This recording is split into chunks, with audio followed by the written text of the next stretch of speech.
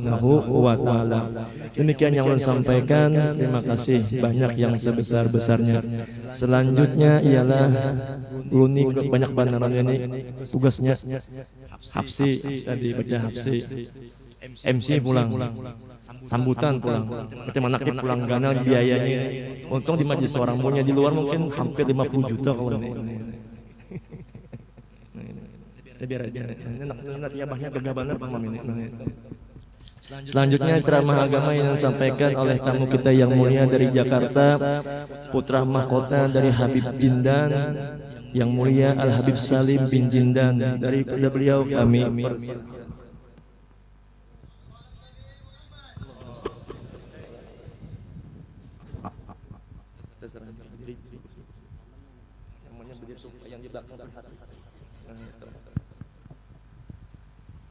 Assalamualaikum warahmatullahi wabarakatuh. Alhamdulillahil khaliqil awwal al-mubdi al-mu'id al-fa'al lima yurid alladhi jami'u khalqihi tahta qahrihi وهم له عبيد أنت والخلائق كلهم عبيد والإله فينا يفعل ما يريد همك واغتمامك ويحك ما يفيد القضاء تقدم فاغنم السكون لا يكثر همك ما قدر يكون اللهم صل وسلم وبارك وكرم وشرف وعظم على سيدنا ومولانا محمد صلاة تكون لكل عسر يسرا ولكل هم فرجا ولكل داء دواء ولكل سقم شفاء وعلى آله وصحبه أجمعين.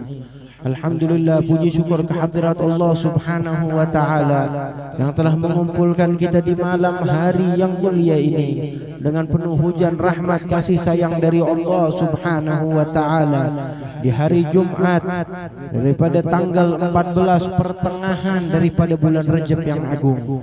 Yang bulan ini Rasulullah sallallahu alaihi wasallam senantiasa berdoa, Allahumma barik lana fi Rajab wa Sya'ban wa ballighna Ramadan. Ya Allah, kata Rasulullah, berkahi kami di bulan Rajab dan Sya'ban dan sampaikan kami ke bulan Ramadan. Bulan Rajab adalah bulan yang dimuliakan oleh Allah, bulan yang penuh anugerah kasih sayang dari Allah Subhanahu wa taala, sebagaimana di dalam hadis dikatakan ala wa inna fi ayyami dahrikum lanafahat ala fata'arradu laha.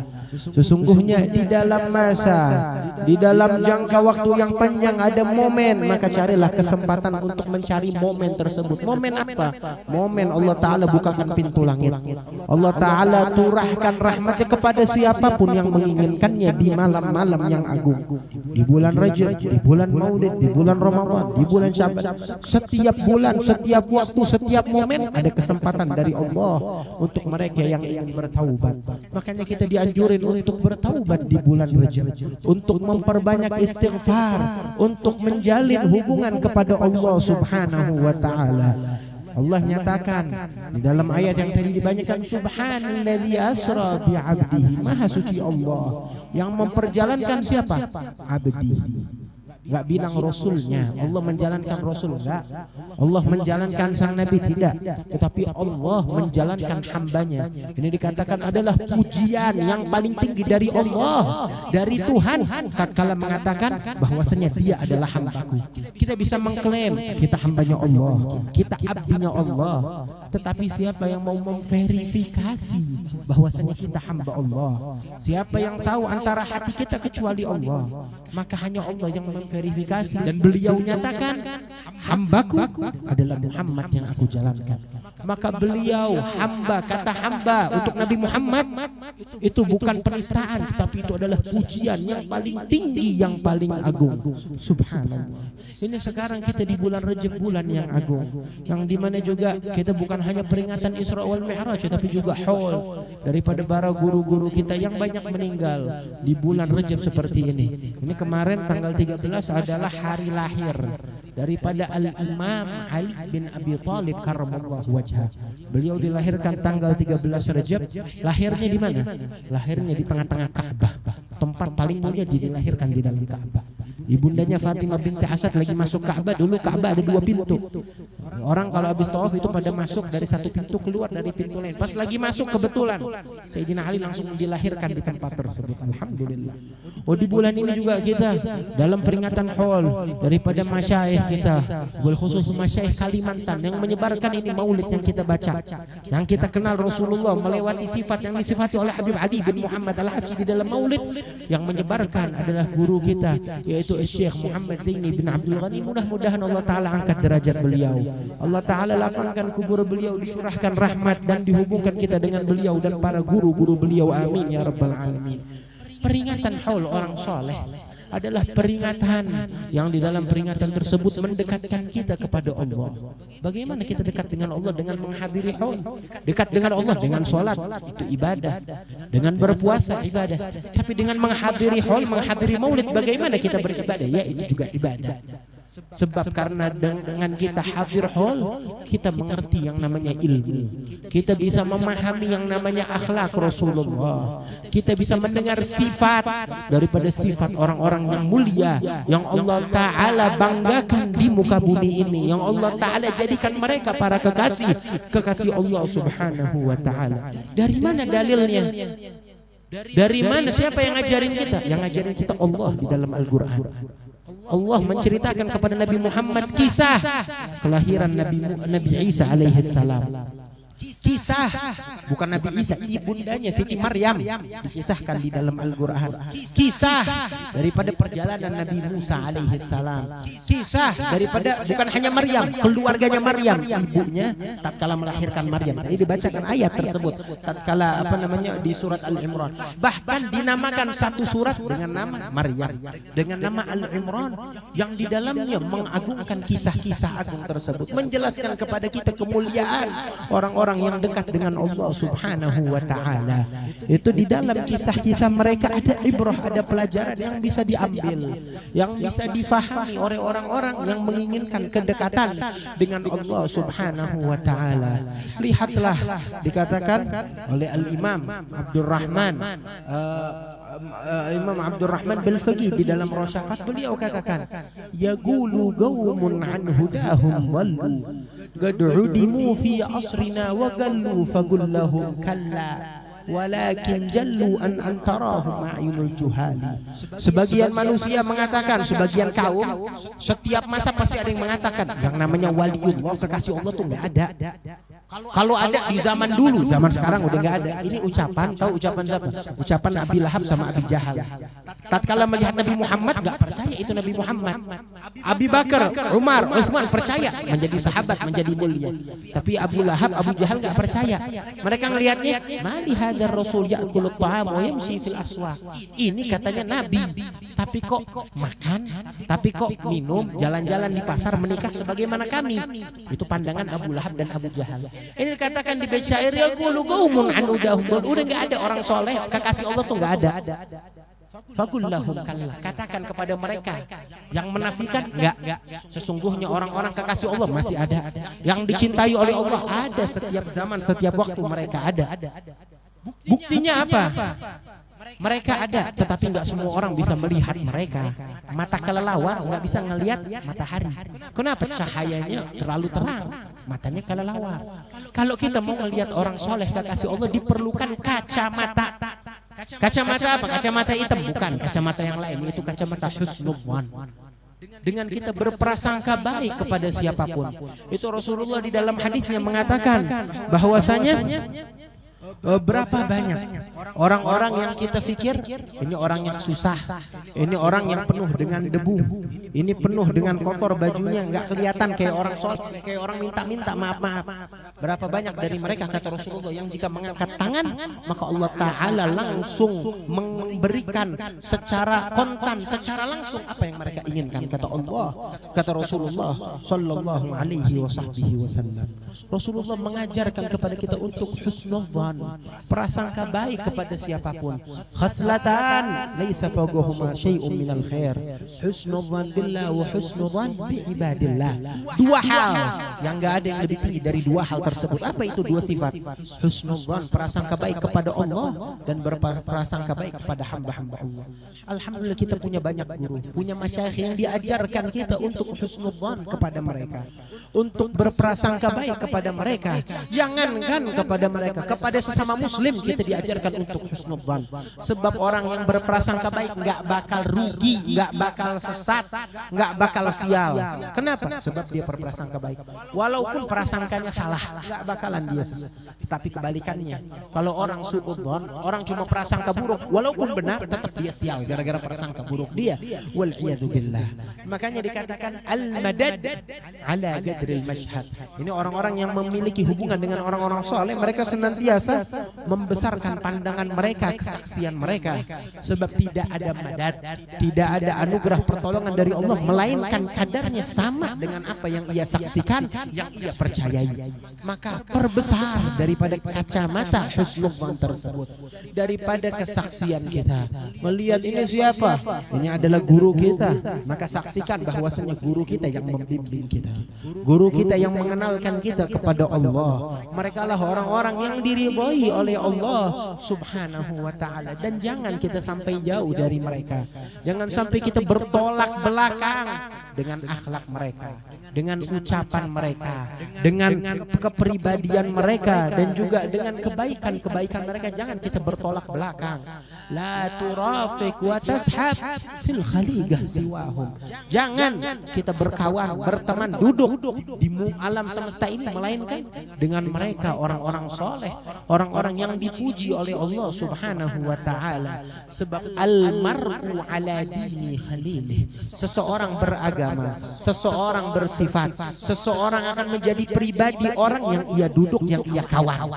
Kalau orang duduknya sama tukang maling, dia bakal jadi nyolong. Kalau seseorang duduknya sama penipu, dia bakal jadi penipu. Kalau seseorang duduknya sama tukang minum minuman keras, dia bakal sama. Begitu. Maka diajarkan kita untuk duduk dengan orang-orang yang baik. Kan diajarin. Tatkala dari kecil, ayo samperin orang soleh, samperin guru. Kita diajarin kalau masih kecil ketemu ada ustaz, ada habib, ada kiai, cium tangan. Kenapa? Ambil keberkahan, berhusnudzon. Dekat dengan mereka itu adalah keberuntungan yang paling besar untuk kita. Mungkin kita di dunia nggak ngerasain, tapi di akhirat itu yang akan menjadi senjata pamungkas kita. Tatkala kita dekat dengan orang-orang soleh. Berapa banyak diceritakan tatkala mereka ahli maksiat, tetapi karena kedekatan mereka dengan orang soleh, maka orang tersebut pun diberikan syafaat, orang tersebut pun diberikan karunia dari Allah Subhanahu wa ta'ala. Diceritakan ada seorang penjahat, ada seseorang penista yang senantiasa membunuh muslim demi muslim, membunuh orang tanpa hak, membunuh begitu saja. Sampai dia ingin taubat, datang kepada satu ustaz, ustaz saya mau taubat.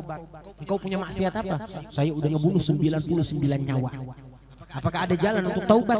Enggak ada jalan untuk taubat. Ustadznya yang salah. Bilang enggak ada taubat, seakan-akan surga punya nih ustadz, enggak boleh ente taubat.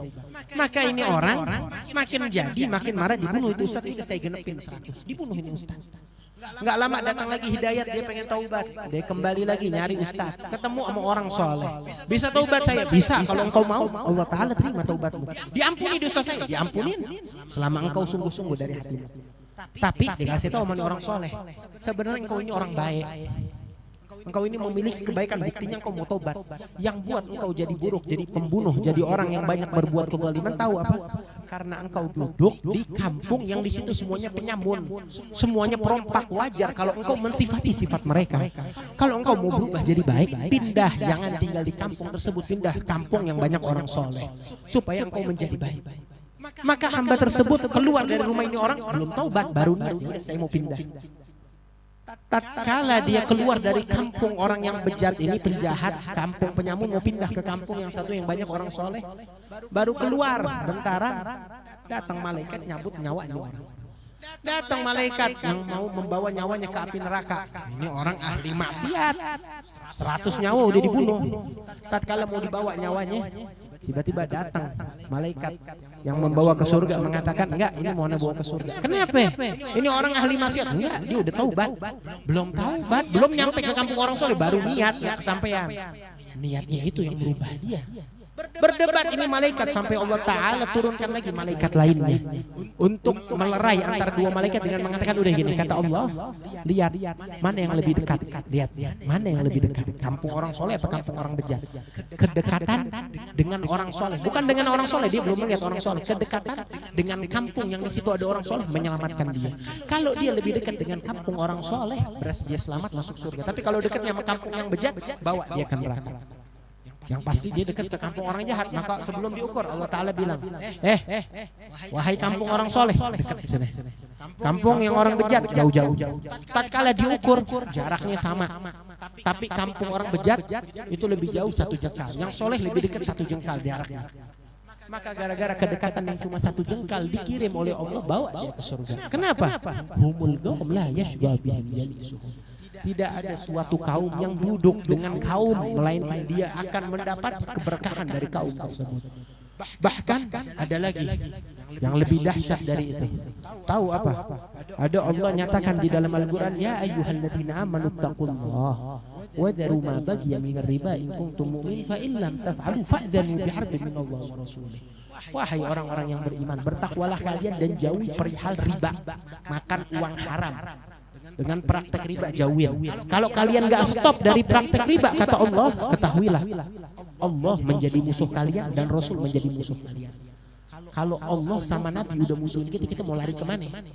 Mau pindah negara, mau pindah planet, mau kemana pun Allah memusuhi kita itu gimana? Ini adalah peringatan yang dahsyat. Allah dan Rasul memusuhi kalian, gak bisa selamat. Maka ada seorang Al-Imam Hasan bin Saleh Al-Bahr mempunyai majelis sedang mengajar kehilangan muridnya yang bernama Syekh Abdullah bin Sumair, ayah daripada Syekh Salim bin Sumair pengarang Safinatun Najah. Kemana ini Syekh Abdullah? Muridnya yang pandai gak kelihatan. Ternyata muridnya tersebut kebetulan tahu lagi di mana. Muridnya lagi udah 2 bulan nggak kelihatan. Setelah itu kelihatan.